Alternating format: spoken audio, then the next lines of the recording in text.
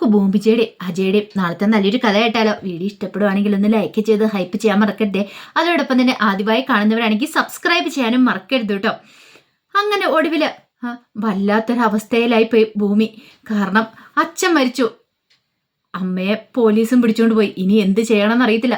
അങ്ങനെ എന്ത് ചെയ്തു? അച്ഛൻ്റെ ആ പഴയ വണ്ടിയിലേക്ക്, കാറിലേക്ക് കയറിയിട്ട് ഭൂമി വിങ്ങി വിങ്ങി അതിനകത്തിരുന്ന് കരയാണ്. ഒരിക്കലും വിശ്വസിക്കാൻ പറ്റുന്നില്ല തൻ്റെ അമ്മ അച്ഛനെ കൊല്ലുമെന്ന്. കാരണം അച്ഛനും അമ്മയും തമ്മിൽ അത്ര സ്നേഹത്തിലാണ്. എന്നിട്ട് ഇത് എങ്ങനെ സംഭവിച്ചു? ഒരിക്കലും അങ്ങനെ ചെയ്യില്ല അമ്മ.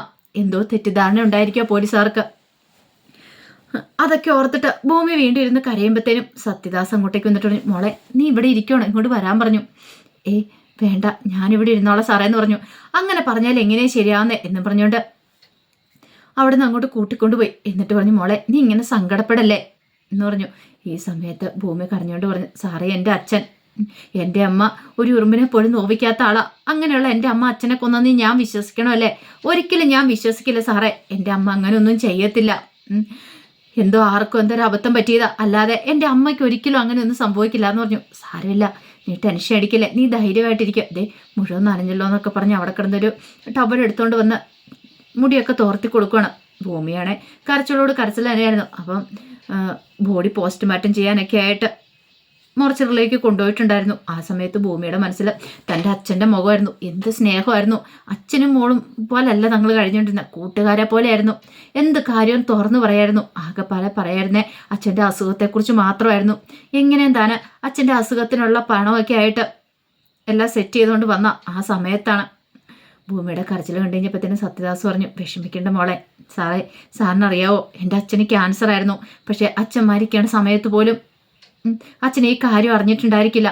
ആ പണത്തിനു വേണ്ടി ഞാൻ കിടന്നു നെട്ടോട്ട് ഓടുമായിരുന്നു. എത്രയും പെട്ടെന്ന് അച്ഛനൊരു സർജറി നടത്തണമെന്ന് പറഞ്ഞായിരുന്നു. ബ്രെയിൻ ട്യൂമറായിരുന്നു. അങ്ങനെ ഒരു സംഘടനയുടെ സഹായമൊക്കെ തേടി ഒടുവിൽ ഇതിങ്ങനെ വായി. ഇനി ഞാൻ എന്തിനാ, ആർക്ക് വേണ്ടിയിട്ടാ എന്നൊക്കെ പറഞ്ഞുകൊണ്ട് ഭൂമിയെ ഏങ്ങലടിച്ച് കരഞ്ഞപ്പോഴത്തേനും ലക്ഷ്മി ഒന്നും ഭൂമിയോട് പറഞ്ഞു, മോളെ നീ കരയല്ലേ, ഇങ്ങനെ സങ്കടപ്പെട്ടിട്ട് കരയരുതേ. പിന്നെ അമ്പിയ ചേച്ചി അങ്ങനെയൊന്നും ചെയ്യില്ലെന്ന് എനിക്കും അറിയാം, നിനക്കും അറിയാം. നമുക്ക് അമ്പിയ ചേച്ചി പുറത്തിറക്കാം, ധൈര്യമായിട്ടിരിക്കുക. അപ്പോഴേക്കും ഭൂമി പറഞ്ഞു, എന്നാലും എൻ്റെ അച്ഛൻ പോയില്ലേ, ഇനി ഞങ്ങൾക്ക് ആരുണ്ട്? അമ്മ പുറത്തു വന്നാലും ഞങ്ങൾക്ക് രണ്ടുപേർക്കും ആരോ താങ്ങും തണലും ആയിട്ടുള്ളതെന്നും പറഞ്ഞുകൊണ്ടായിരുന്നു ഭൂമിയുടെ കരച്ചിൽ. ആ സമയത്ത് വീട്ടിലേക്ക് ചെന്ന സ്വാഭാവിക മുത്തശ്ശിക്കൊന്നും ഒട്ടും വിശ്വസിക്കാൻ പറ്റുന്നുണ്ടായിരുന്നില്ല ഭൂമിയുടെ വീട്ടിൽ ഇങ്ങനെ ഒരു ദുരന്തം നടക്കുമെന്ന്. സംഗീതയോടൊക്കെ പറഞ്ഞു, എന്നാലും കുറച്ച് കഷ്ടമുണ്ട് ആ കൊച്ചിൻ്റെ കാര്യം. ഇങ്ങനെയൊക്കെ നമ്മൾ ആരെങ്കിലും പ്രതീക്ഷയാണോ?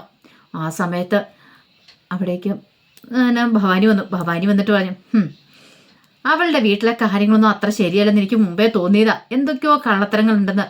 അത് കേട്ട് കഴിഞ്ഞപ്പോൾ സംഗീത ചോദിച്ചു, അത് ഭവാനിക്ക് എങ്ങനെ മനസ്സിലായി? അല്ല, അവൾ എന്തൊക്കെയോ മറയ്ക്കാൻ ശ്രമിക്കുന്നുണ്ട്. അവരുടെ അച്ഛനും അമ്മയും തമ്മിൽ അത്ര അടുപ്പത്തിലൊന്നും ആയിരുന്നില്ല. അവര് ആ സ്ത്രീ അയാളെ കൊന്നതാ. എന്നിട്ടോ എന്നാലും സമ്മതിച്ചു കൊടുത്തിരിക്കുന്നൊക്കെ പറഞ്ഞൊരു ഭവാനി കുറ്റപ്പെടുത്തുവാണ്. അതേപോലും ഭവാനിയെ ഏർപ്പാടാക്കി കമാലാണ് പോയി ആ ക്രൂരകൃത്യം ചെയ്തതെന്നുള്ള കാര്യം സംഗീതയ്ക്കോ അല്ലെങ്കിൽ സൗഭാഗ്യമോ മുത്തശ്ശിക്കോ മനസ്സിലായില്ല. സന്തോഷമായിരുന്നു ഭവാനിക്ക്, കാരണം ആർക്കും ഒരു സംശയവും കാര്യങ്ങളും ഇല്ല. പക്ഷെ ഒരു കാര്യമുണ്ട്, അവളെ തീർത്തിട്ടില്ല ഭൂമിയെ. അയാളെ തീർന്ന അച്യുതന് സത്യം പറയുന്ന അയാളാണ്. അയാൾ ചിലപ്പോൾ ഭൂമിയോട് സത്യങ്ങളൊന്നും പറഞ്ഞിട്ടുണ്ടായിരിക്കില്ല. പക്ഷെ ആ സ്ത്രീയെ അവർക്ക് കാര്യങ്ങളൊക്കെ അറിയായിരിക്കും. അത് അപകടമാണ്. എല്ലാത്തിനെയും അങ്ങോട്ട് തീർത്താൽ മതിയായിരുന്നു. കമാലിന് തെറ്റിപ്പോയി. എങ്ങനെയെങ്കിലും അവളുടെ കാര്യം കൂടെ കഴിക്കണം ആ ഭൂമിയുടെ. എങ്കിൽ പിന്നെ കാര്യങ്ങളൊക്കെ എളുപ്പമാണ്, പിന്നെ ഒന്നും പേടിക്കാനൊന്നും ഇല്ല എന്നൊക്കെ ഒരു ചിന്തയായിരുന്നു. തെളിവുകൾ മുഴുവൻ നശിച്ചു പോകുമല്ലോ, എത്രയും പെട്ടെന്ന് കമാലിനോട് അതും കൂടെ ചെയ്യാൻ പറയണം. അങ്ങനെ കമാലിനെ വിളിച്ചിട്ട് ഭവാനി കാര്യങ്ങൾ പറയണം. കമലെ, കാര്യമൊക്കെ ശരി തന്നെ, പക്ഷെ അവളുടെ കഥയും കൂടെ കഴിക്കണം. ഇനി അവൾ ജീവനോടെ ഇരിക്കാൻ പാടില്ല.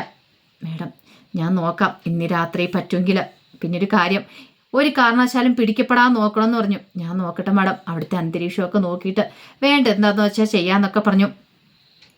അങ്ങനെ കമാൽ ഉറപ്പ് കൊടുത്തു. പക്ഷേ കമാലിന് അവിടെ പോയി ഒന്നും ചെയ്യാൻ പറ്റിയില്ല.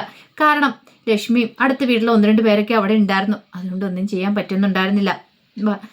കമാലിന് മനസ്സിലായി ഇപ്പോഴൊന്നും ചെയ്യാൻ പറ്റില്ല. കാരണം ഇപ്പം ചെയ്യാനായിട്ട് ഇറങ്ങി പുറപ്പെട്ടിട്ടുണ്ടെങ്കിൽ താൻ പിടിക്കപ്പെടും എന്നുള്ള കാര്യം അറിയാം. ആ സമയത്ത് അംബികയെ ചോദ്യം ചെയ്യാനായിട്ട് കൊണ്ടിരുത്തിയിരിക്കുകയാണ്. അങ്ങനെ ചോദ്യം ചെയ്യുന്ന സമയത്ത് അജയ് ചോദിച്ചു, സത്യം പറ, നിങ്ങളല്ലേ അത് ചെയ്തതെന്ന് ചോദിച്ചു. സാറേ, ഞാൻ ചെയ്തിട്ടില്ല. പിന്നെ നിങ്ങൾ എഴുതിയ കത്തല്ലേ ഇതെന്ന് ചോദിച്ചുകൊണ്ട് കത്തെഴുതി കാണിച്ചു. അപ്പം നാടകത്തിലെ ഡയലോഗ് ശീലാവതി എന്ന നാടകത്തിലെ ഡയലോഗും കാര്യങ്ങളൊക്കെ ആയിരുന്നു. അപ്പം ആ നാടകം കളിച്ചുകൊണ്ടിരിക്കുന്ന സമയത്താണ് കുത്തേൽക്കുന്നത് അച്യുതന്. പക്ഷേങ്കിൽ അത് അച്യുതനും അല്ലെങ്കിൽ അമ്പയ്ക്കും മാത്രം അറിയത്തുള്ളൂ, വേറെ ആർക്കും അറിയണ്ടായിരുന്നില്ല. അപ്പം അവരുടെ വീഡിയോസും കാര്യങ്ങളും പിടിക്കുന്നുണ്ടായിരുന്നു. ആ വീഡിയോസ് പിടിച്ച ഫോൺ അവിടെ താഴെ പോയിട്ടുണ്ടായിരുന്നു. അത് പക്ഷെ ആരും കണ്ടതും ഉണ്ടായിരുന്നില്ല, അച്യുതൻ്റെ ഫോണ്. അങ്ങനെ ആ കത്ത് കണ്ടു കഴിഞ്ഞപ്പോഴത്തേനും അമ്പി പറഞ്ഞു, അതെ ഇത് ഞാൻ എഴുതിയതാ. അപ്പം നിങ്ങൾ ഭർത്താവിനെ കൊല്ലാൻ നേരത്തെ തന്നെ തീരുമാനിച്ചിട്ടുണ്ടായിരുന്നില്ലേ? ഭർത്താവിൻ്റെ അമിത മദ്യപാനം കാരണമല്ലേ? അയ്യോ സാറേ, അങ്ങനൊന്നുമല്ല, അച്യുതേട്ടന് മദ്യപിക്കില്ല. പിന്നെ നിങ്ങൾ ഈ എഴുതി വെച്ചിരിക്കുന്നത് എന്താ? അയാളുടെ മദ്യപാനം കാരണം അയാളെ കൊല്ലാൻ തീരുമാനിച്ചിരിക്കുന്നല്ലേ? സാറേ, അതൊന്നുമല്ല സത്യം എന്ന് പറഞ്ഞു. ദേ, നിങ്ങൾ വെറുതെ കള്ളത്തര പറയരുത്. നിങ്ങളോട് എനിക്കൊരു ബഹുമാനമൊക്കെ ഉണ്ടായിരുന്നു, പക്ഷെ ഇപ്പോഴതില്ല. പറയുന്നത് അനുസരിച്ചാൽ മതി, മര്യാദയ്ക്ക് കുറ്റം സമ്മതിക്കാൻ നല്ലതെന്നൊക്കെ പറഞ്ഞുകൊണ്ട് അജയ് കിടന്ന് ചീറുവാണ്. അപ്പോഴേക്കും അമ്പി പറഞ്ഞു, സാറേ അതൊന്നുമല്ല, ഞാൻ എൻ്റെ അച്യുതേട്ടനെ കൊന്നിട്ടില്ല എന്ന് പറഞ്ഞു. കൊന്നിട്ടില്ലെന്നോ? പിന്നെ ഞങ്ങൾ കയറി വന്നപ്പോൾ കണ്ട എന്താ? നിങ്ങളുടെ കത്തിയും വലിച്ചൂരി നിൽക്കുന്നതല്ലേ?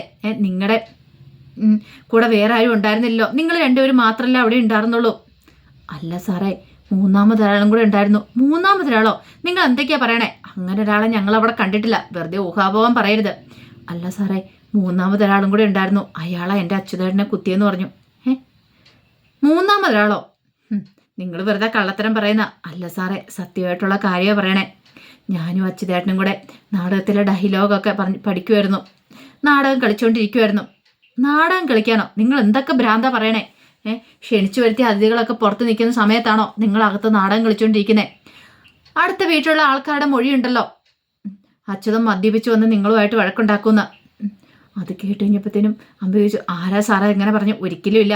അപ്പം തലേ ദിവസം ഇതുപോലെ നാടകത്തിലെ ഭാഗങ്ങളൊക്കെ അഭിനയിച്ചുകൊണ്ടിരിക്കുന്ന സമയത്ത് അടുത്ത വീട്ടിലെ രണ്ടുപേര്, അതിലൊക്കത്തുള്ള രണ്ടുപേരത് കണ്ടിട്ടുണ്ടായിരുന്നു, ഒരു ഭാര്യയും ഭർത്താവും. അപ്പം അവർ പറയുകയും ചെയ്തു, അച്യുതേട്ടൻ മദ്യപിക്കാറുള്ള ആളല്ലോ, പിന്നെ ഇത് എന്ത് പറ്റിയെന്നൊക്കെ. അവർക്കറിയില്ലല്ലോ നാടകമാണോ അല്ലെങ്കിൽ ജീവിതമാണോ എന്നുള്ള കാര്യം അവർക്കറിയില്ലല്ലോ. അങ്ങനെ അവരാ മൊഴിയോടൊക്കെ കൊടുത്തതിൻ്റെ അടിസ്ഥാനത്തിലാണ് എല്ലാ തെളിവുകളും അമ്പയ്ക്കെതിരാകുന്നത്. അപ്പം അമ്പയോട് ഇതിനെക്കുറിച്ച് ചോദിച്ചു കഴിഞ്ഞപ്പോൾ അമ്പി പറഞ്ഞു, ഒരിക്കലും ഇല്ല സാറേ, അച്യുതേട്ടൻ മദ്യപിക്കില്ല. ഞാനും അച്യുതേട്ടൻ അത്ര കൂട്ടായിരുന്നു, മദ്യം കൈകൊണ്ട് തൊടാത്ത മനുഷ്യനാ. പിന്നെ എങ്ങനെയാ സംഭവിച്ചത്? സത്യം പറ, എന്തിൻ്റെ പേരിലാണ് നിങ്ങൾ അയാളെ ഇല്ലാതാക്കിയെന്ന് ചോദിച്ചു. ഞാൻ പറഞ്ഞല്ലോ സാറേ, ഞങ്ങൾ നാടകത്തിന് ഇത് അഭിനയിച്ചുകൊണ്ടിരിക്കുമായിരുന്നു. അപ്പോഴാണ് മുഖംമൂടി ധരിച്ച ഒരാൾ അങ്ങോട്ടേക്ക് വരുന്നത്. അയാൾ ആരാ എന്താണെന്നും എനിക്കറിയില്ല. അയാൾ വന്ന് അച്യുതേട്ടനെ പിടികൂടി കൊല്ലാൻ ശ്രമിച്ചു കഴിഞ്ഞപ്പം ഞാൻ അതിൻ്റെ ഇടയ്ക്കിലേക്ക് കയറി, എന്നെ അപ്പം തള്ളിയിട്ടു. പിന്നീട് എനിക്ക് ബോധം പോയി. ബോധം വന്ന സമയത്ത് അച്യുതേട്ടൻ്റെ കത്തി കുത്തിയിരിക്കുന്ന കാഴ്ചയെ കണ്ടേ. ഞാൻ പെട്ടെന്ന് ആ കത്തി അങ്ങോട്ട് വലിച്ചൂരി കഴിഞ്ഞപ്പോഴത്തേനും അച്യുതേട്ടനെ താഴേക്ക് വീണെന്ന് പറഞ്ഞു. അതാ ശരിക്കും സാറേ ഉണ്ടായത്, അല്ലാതെ ഞാൻ കൊന്നിട്ടില്ല എന്ന് പറഞ്ഞാരെ എൻ്റെ അച്യുതേട്ടനെ ഞാൻ കൊല്ലാനോ? ദേ, വെറുതെ കള്ളത്തരം പറയരുത് എന്നും പറഞ്ഞുകൊണ്ട് അജയ് ദേഷ്യപ്പെടുവാണ്. അത് കേട്ട് കഴിഞ്ഞപ്പോൾ അമ്പി കൊണ്ട്, സാറേ കുറ്റം എൻ്റെ തലയെ വെച്ച് കെട്ടിയിട്ട് സാറിന് എന്ത് കിട്ടാനായിട്ടാ? സാറിനൊന്നും കിട്ടാൻ പോകുന്നില്ല. ഞാൻ നിരപരാധിയാ, ഞാൻ തെറ്റൊന്നും ചെയ്തിട്ടില്ല. എൻ്റെ അച്യുതേട്ടനെ ഒരു പോറൽ പോലും എനിക്ക് ഏൽപ്പിക്കാൻ സാധിക്കില്ല എന്ന് പറഞ്ഞു. അങ്ങനെയുള്ള ഞാൻ അച്യുതേട്ടനെ കൊല്ലാനോ? ഒരു കാരണവശാലും അമ്പയൊക്കെ കുറ്റം സമ്മതിക്കുന്നുണ്ടായിരുന്നില്ല. അജയ് ആവക്കപ്പം അവിടെ കൺഫ്യൂഷനായി. കത്തി കൈ പിടിച്ചുകൊണ്ടിരിക്കുന്നത് കണ്ടതാണ്. പിന്നെ എങ്ങനെ ഇത് സംഭവിച്ചു? മുറി വേറെ ആരും ഉണ്ടായിരുന്നില്ല. കഥക് തല്ലി പൊളിച്ച് പുറത്ത് അകത്തേക്ക് എന്ന് കഴിഞ്ഞപ്പോൾ. പക്ഷെ ഇവർ പറയുന്നു മുറി വേറൊരാളുണ്ടെന്ന്. ഒന്നും മനസ്സിലാകാത്ത മട്ടിലായിപ്പോയി അജയ്ക്ക്. ഈ സമയത്ത് ഭൂമി കരഞ്ഞ് തളർന്ന് കിടക്കുവാണ്. നാളെയാണ് അച്യുതൻ്റെ പോസ്റ്റ്മോർട്ടം ചെയ്ത് ബോഡിയൊക്കെ കിട്ടത്തുള്ളൂ. നാളെയാണ് അടക്ക്. ആ സമയത്ത് ഭൂമിയുടെ മനസ്സിലേക്ക് താൻ ഇന്ന് ഇറങ്ങിപ്പോയപ്പോഴത്തെ ആ കാര്യങ്ങളൊക്കെ ഓർമ്മ വന്നു. ഒരു ഉമ്മ തന്നിട്ട് പോടി മോളെന്ന് പറഞ്ഞാൽ, പക്ഷെ തൻ്റെ തിരക്കാടൻ താൻ പറഞ്ഞു വന്നിട്ട് തരാച്ചാന്നും പറഞ്ഞുകൊണ്ട് ആ ഒരു ഉമ്മ പോലും തനിക്ക് കൊടുക്കാൻ പറ്റിയല്ലോ. അതൊക്കെ ഓർത്തിട്ട് ഭൂമിയുടെ കണ്ണം നിറഞ്ഞൊഴുകുകയാണ്. അപ്പോൾ അതിൻ്റെ കഥകളാണ് കാണുന്നത്. ആ വിശേഷങ്ങൾക്കായി നമുക്ക് എല്ലാവർക്കും കാത്തിരിക്കാം കേട്ടോ. ഒരിക്കൽ കൂടി എല്ലാവർക്കും ശുഭരാത്രി നേർന്നുകൊണ്ട് നിർത്തുന്നു. നന്ദി.